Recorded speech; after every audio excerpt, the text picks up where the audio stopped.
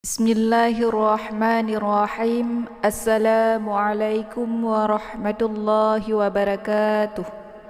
Sahabat pecinta Al-Quran yang dirahmati Allah, jumpa kembali bersama saya Rodatillah di channel Ummahatul Qura.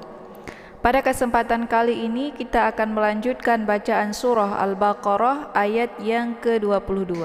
Jadi bagi para jamaah yang baru bergabung, jangan lupa di subscribe ya, di like dan share. Semoga video ini bisa bermanfaat bagi kita semua. Amin amin ya rabbal alamin.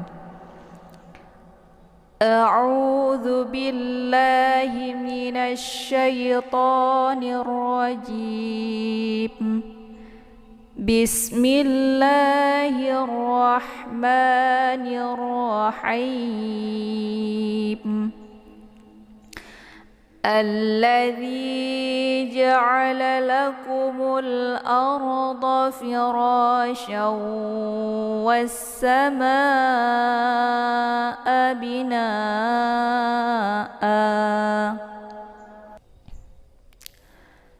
Alladzi ja'ala lakumul arda firasyan was samaa'a binaa'a wa anzala minas samaa'i ma'an فأخرج به وأنزل من السماء ماء فأخرج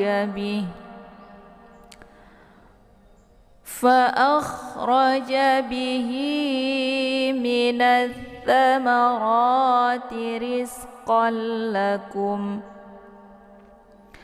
فأخرج به من الثمرات رزقا لكم فلا تجعلوا لله أندادا وأنتم تعلمون فلا تجعلوا لله أندادا وأنتم تعلمون Alladzi. Di sini ada alif lam asy-syamsiyah. Sesudah alif lam terdapat huruf syamsiyah yaitu la. Di sini kenapa huruf syamsiyahnya mesti la bukan za? Karena kalau diuraikan secara tajwid, huruf yang bertasydid itu terdiri daripada dua huruf.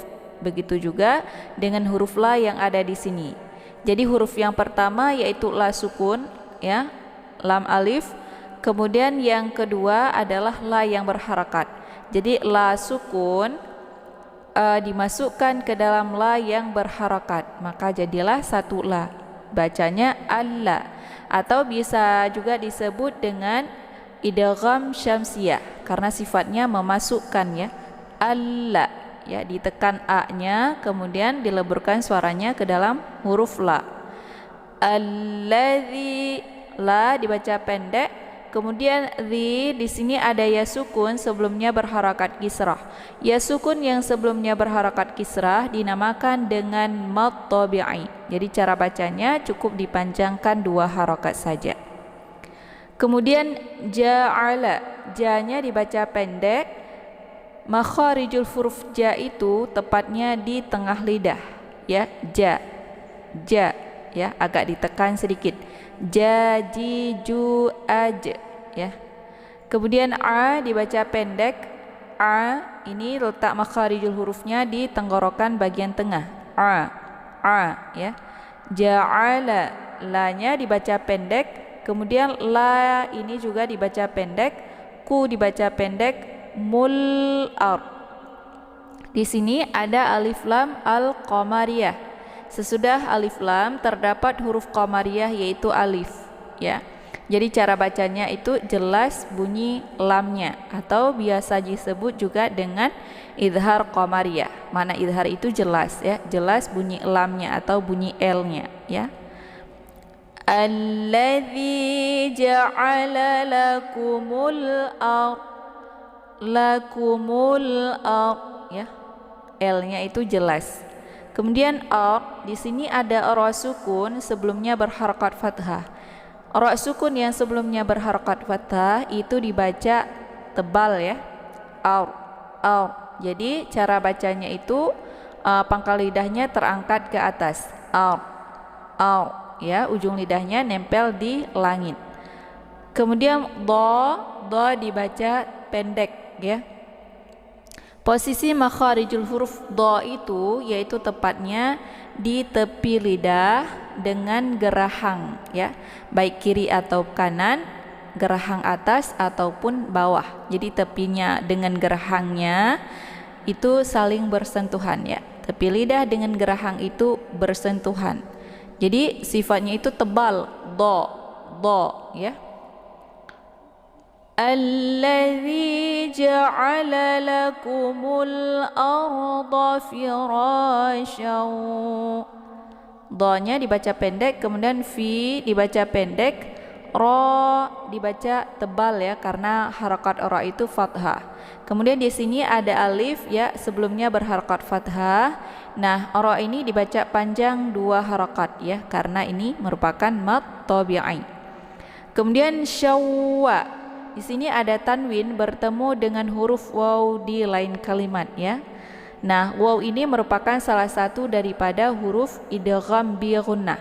Jadi cara bacanya itu dimasukkan sambil didengungkan suaranya. Syawwa ya, ditekan dulu sya-nya, kemudian ditahan sehingga 2 harakat, dileburkan suaranya ke dalam wa ya. Firasyaw wassa.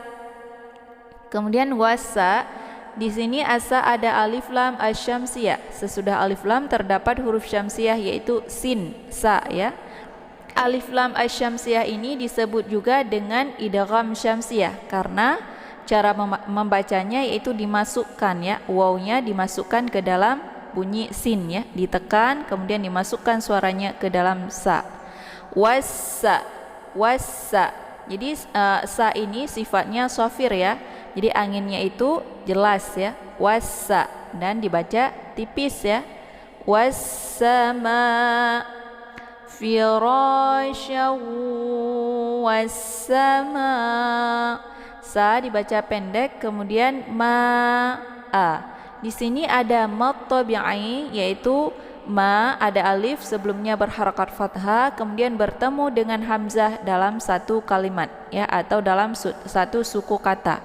Maka ketika mad tabi'i bertemu dengan hamzah dalam satu kalimat atau satu suku kata, itu dinamakan dengan mad wajib muttasil ya. Mad wajib muttasil itu dibaca boleh 4 atau 5 harakat ya, harus konsisten dengan nafas. Wassamaa binaa. A ini dibaca pendek, kemudian B juga dibaca pendek. Naa di sini ada mad tabi'i yaitu ada alif sebelumnya harakat fathah, kemudian bertemu dengan hamzah juga masih dalam satu kalimat. Jadi ini juga dinamakan dengan mad wajib muttasil ya. Cara bacanya itu dipanjangkan 4 atau 5 harakat, harus konsisten dengan nafas ya. Ini na dengan a masih dalam satu suku kata atau berada dalam satu makna ya. Kemudian a di sini ada harakat tanwin ya. Maka ketika diwaqaf di sini a ini dibaca panjang 2 harakat karena ini merupakan mad iwad. Jadi cara baca mad iwad itu dipanjangkan 2 harakat kemudian dihilangkan 1 harakatnya ya. Jangan dibaca binaan. Itu bacaan yang salah ya, tapi dihilangkan 1 harakatnya. Bina ya. Nah, di sini ada tanda waqaf yang berbentuk sholla, ini adalah waqaf al-waslu aula.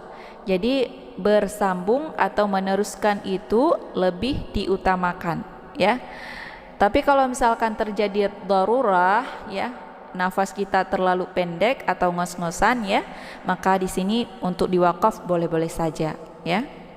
Kemudian kalau misalkan ini diteruskan bacaannya tidak diwakaf di sini di a-nya, maka ketika tanwin bertemu dengan waw yang bertasydid, ini dinamakan dengan idgham bi gunnah, ya, sama seperti firasyawa, ya, awwa. Maka cara bacanya itu ditekan a-nya, ya, kemudian ditahan suaranya hingga 2 harakat, dileburkan suara ke wa, ya. Bina wa, ya, ini dibaca dengung, ya. Kemudian wa dibaca pendek anza. Di sini ada nun sukun bertemu dengan huruf zai, ya, sebagaimana yang kita ketahui kalau zai itu adalah salah satu daripada huruf ikhfa. Maka ketika nun sukun bertemu dengan huruf zai, ini dinamakan dengan ikhfa al-shad, ya. Ikhfa al-shad itu yaitu pertengahan, ya, ataupun setara, ya, antara idhar dengan idghamnya itu, ya, antara bacaan jelas dan dengungnya itu seimbang, ya. Anza, jadi tidak begitu jelas nunnya, juga tidak begitu didengungkan, ya. Jadi nunnya itu tinggal disamarkan aja, siap-siap masuk ke huruf zai.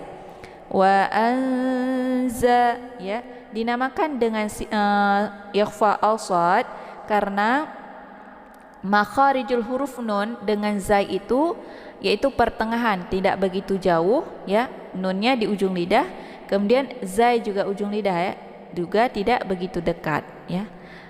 Wa anzala, ya. Kemudian za dibaca pendek, la juga dibaca pendek. Kemudian minas sama, mi dibaca pendek, nasa. Di sini ada alif lam asyamsiyah.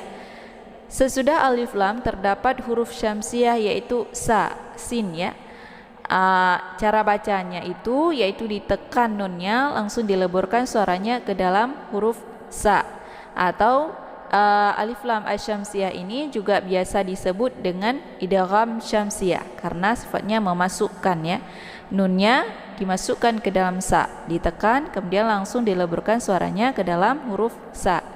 Minasa, ya, ini alif lamnya tidak dibaca, ya, karena sudah ditasydidkan ke dalam huruf sa, ya. Sa dibaca pendek. Kemudian ma'i, ma di sini ada mad tabi'i, yaitu ada alif sebelumnya berharakat fathah bertemu dengan hamzah dalam satu kalimat. Maka ketika mad tabi'i bertemu dengan hamzah masih dalam satu kalimat, maka ini dinamakan dengan mad wajib muttasil, ya, sama seperti wassamaa di belakang, ya, binaa. Ini dibaca panjang boleh 4 atau 5 harokat, harus konsisten dengan nafas. Kemudian ma dibaca panjang karena di sini ada mad tabi'i sesudahnya bertemu dengan hamzah dalam satu kalimat.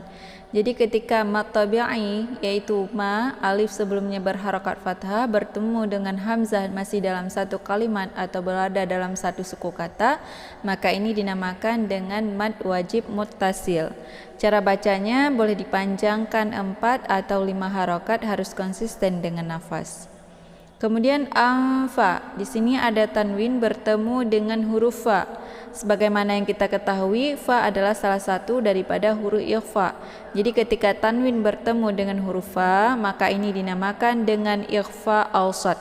Jadi makna awsat itu pertengahan. Jadi tingkat dengung dan idharnya itu setara atau seimbang, ya. Jadi cara bacanya itu tinggal disamarkan tanwinnya, langsung siap-siap masuk ke huruf fa. Ma anfa, anfa. Jadi tanwinnya disamarkan, siap-siap masuk ke huruf fa, ya. Kemudian fa dibaca pendek, dibaca pendek. Kemudian di sini ada kha sukun, ya. Ini cara bacanya dialirkan saja. dengan cara tiada memantul, jangan akhra ya, tapi akhra. Kemudian ra dibaca pendek. Hukum bacaan ra ini adalah tebal karena ra-nya berharakat fathah. Kemudian ja dibaca pendek, bi dibaca pendek, hi dibaca panjang karena di sini adalah mad silah kasirah. Jadi mad silah kasirah itu adalah mad yang terjadi pada hadamir dan syarat di depannya tidak ada alif. Ya, tidak ada alif kosong di sini. Jadi ini dibaca panjang 2 harokat saja, sama seperti mad tabi'i. Kemudian mi dibaca pendek, natha. Di sini ada alif lam asyamsiyah ya. Karena sesudah alif lam terdapat huruf syamsiyah yaitu tha. Cara bacanya yaitu ditekan nunnya kemudian dileburkan suaranya ke dalam huruf tha ya, atau biasa disebut juga dengan idgham syamsiyah karena sifatnya memasukkan. Minatha ya. Kemudian tha dibaca pendek, ma dibaca pendek, ra dibaca panjang karena di sini ada harokat fathah berdiri tegak. Ini dinamakan dengan mad tabi'i muqaddar. Jadi cara bacanya dipanjangkan 2 harokat saja. Minats thamara. Kemudian hukum bacaan ra ini adalah tafkhim, tebal karena ra itu berharakat fathah. Kemudian ti dibaca pendek, rizqa. Di sini ada huruf zai ya. Zai ini sifatnya adalah safir, jadi bukan memantul ya. Cara bacanya itu dialirkan saja, anginnya itu lebih jelas ya kalau dibandingkan dengan hamas. Jadi rizqa, rizqa, jangan riz ya. Rizqallakum ya. Qa ini ada tanwin kemudian bertemu dengan huruf lam yang bertasydid. Ini dinamakan dengan idgham bila gunnah. Jadi memasukkan dengan tiada berdengung. Jadi cara bacanya itu cukup ditekan saja langsung dileburkan suaranya ke dalam huruf la. Rizqalla ya, jangan dibaca rizqan lakum. Itu bacaan yang salah. Jadi tanwin ini tidak lagi dibaca karena harakat tanwin itu sudah kita masukkan ke dalam huruf la ya. Rizqalla ya. Kemudian kum. Di sini ada waqaf jaiz ya, berbentuk huruf jim. Maka di sini waqaf jaiz boleh kita berhenti di sini mengwaqaf atau boleh juga untuk meneruskan bacaannya. Jadi kalau misalkan kita waqaf berarti cukup bacaannya ditekan saja tanpa harus didengungkan ya. Rizqallakum. Kemudian fa dibaca pendek, la dibaca panjang karena sesudah la ada alif di sini ya, atau biasa dikenal dengan lam alif ya. Di sini ada alif sebelumnya berharakat fathah, maka ini dinamakan dengan mad tabi'i. Cara bacanya cukup dipanjangkan 2 harokat saja. Kemudian taja'a, di sini ada huruf jim ya. Sebagaimana yang kita ketahui, jim adalah sifatnya memantul atau qalqalaf ya. Berhubung di sini jimnya terdapat di pertengahan kalimat, maka ini dinamakan dengan qalqalaf sughra ya. Jadi pantulannya itu sedikit, pantulan ringan ya. Fala taja'a, taja'a ya. Jadi tidak begitu kuat. Taja'a ada bunyi j-nya. Kemudian a dibaca pendek. Ini a ya, bukan hamzah ya. Jadi jangan dibaca taja'a, tapi taja'a, posisi ainnya di tenggorokan bagian tengah. Kemudian lu dibaca panjang karena ada waw sukun sebelumnya berharakat dhammah. Waw sukun yang sebelumnya berharakat dhammah dinamakan dengan mad tabi'i. Cara bacanya cukup dipanjangkan 2 harakat saja. Kemudian lillah, di sini ada lafdzul jalalah, namanya lafdzul jalalah tarqiqun muraqqaqun atau hukum lafdzul jalalah yang dibaca tipis karena sebelum lafdzul jalalahnya berharakat kisrah yaitu lil ya. Jadi dibacanya tipis lillah ya. Ditekan lamnya langsung dileburkan suaranya ke dalam huruf lam. Kemudian la-nya dibaca panjang ya, cukup 2 harakat saja karena di sini ada harakat fathah berdiri tegak. Ini dinamakan dengan mad tabi'i muqaddar. Kemudian hi dibaca pendek.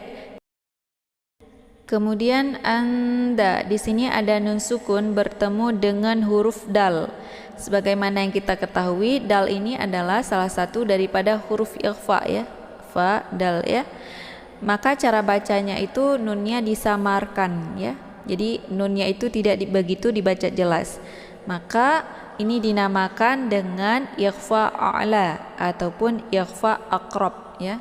Karena posisi makharijul huruf nun dengan dal itu saling berdekatan ya. Nun posisinya di ujung lidah, kemudian dal juga posisinya di ujung lidah. Maka ini dinamakan dengan ikhfa a'la atau aqrab. Cara bacanya itu yaitu lebih ke samarnya ketimbang dengungnya. Jadi jangan dibaca angda ya. Jangan angda tapi anda ya. Tingkat kesamaran dengan dengung lebih kesamar kalau dibandingkan dengan dengung ya. Anda ya. Digantungkan ya. Nunnya disamarkan kemudian digantungkan, siap-siap masuk ke huruf dal ya. Kemudian da dibaca panjang. Karena di sini ada alif sebelumnya berharakat fathah, ini dinamakan dengan mad tabi'i. Cara bacanya cukup dipanjangkan 2 harakat saja. Kemudian daw ya. Di sini ada harakat tanwin bertemu dengan waw di lain kalimat, yaitu waw yang bertasydid. Ketika tanwin bertemu dengan waw yang bertasydid, maka ini dinamakan dengan idgham bi gunnah. Jadi memasukkan dengan cara berdengung. Jadi dibacanya adalah dengung ya, ditekan kemudian ditahan 2 harakat suaranya, langsung dileburkan suaranya ke dalam huruf waw ya. Anda dawa ya. Jangan dan wa, itu bacaan salah, tapi langsung dimasukkan tanwinnya ke dalam waw sambil didengungkan suaranya. Kemudian di sini ada nun sukun bertemu dengan huruf ta. Nun sukun bertemu dengan huruf ta yaitu ikhfa a'la ya, sama seperti nun sukun bertemu dengan huruf dal ya. Jadi ikhfa a'la ini atau biasa dikenal dengan ikhfa aqrab ya, karena makharijul huruf nun dengan ta itu saling berdekatan ya. Jadi ikhfa a'la ini cara bacanya sama seperti anda ya, disamarkan bunyi nunnya kemudian siap-siap masuk ke huruf ta ya. Jadi tingkat kesamaran dan dengungnya itu lebih kesamar ya. Jangan dibaca angta tapi anta, digantungkan ya. Kemudian nunnya disamarkan wa antum ya. Wa antum andada wa antum ya. Kemudian tumta, di sini ada mim sukun bertemu dengan huruf ta ya. Mim sukun bertemu dengan huruf ta adalah idhar syafawi. Cara bacanya itu mimnya dibaca jelas, cukup ditekan saja ya. Tumta ya. Kemudian ta di sini posisi ainnya adalah sukun ya, letaknya di tenggorokan bagian tengah. Jadi karena ain ini adalah sifatnya tawasud, maka antara dilepas dan ditahan itu seimbang ya. Jadi caranya dialirkan setengah saja. Ta-la ya, jangan ditekan, jangan ta ya, tapi ta dialirkan setengah. Kemudian la dibaca pendek. Kemudian mun, di sini ada waw sukun sebelumnya berharakat dhammah. Kemudian ada satu huruf lagi yaitu nun yang sudah kita sukunkan dengan sebab diwaqaf. Maka ini dinamakan dengan mad arid lis sukun. Mad arid lis sukun dibacanya boleh 2, 4 sampai 6 harakat, harus konsisten dengan nafas. Shadaqallahul azim. Baik, cukup sekian pembahasan kita pada kali ini. Saya akhiri dengan wabillahi taufik wal hidayah. Assalamualaikum warahmatullahi wabarakatuh.